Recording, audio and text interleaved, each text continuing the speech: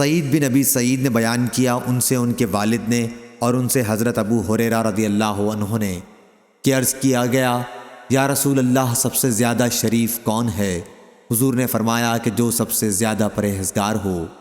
صحابہ رضی اللہ عنہ نے عرض کیا کہ ہم حضور صلی اللہ علیہ وسلم سے اس کے متعلق نہیں پوچھتے۔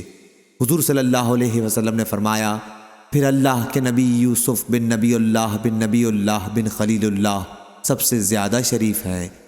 صحابہ رضی اللہ عنہم نے کہا کہ ہم اس کے متعلق بھی نہیں پوچھتے۔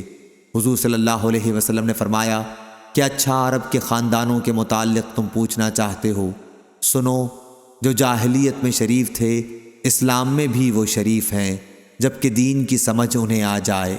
ابو اسامہ اور معمر نے عبید اللہ سے بیان کیا، ان سے سعید نے اور ان سے حضرت ابو ہریرہ رضی اللہ عنہ نے اور انہوں نے نبی کریم صلی اللہ علیہ وسلم سے۔ صحیح بخاری حدیث نمبر 3353۔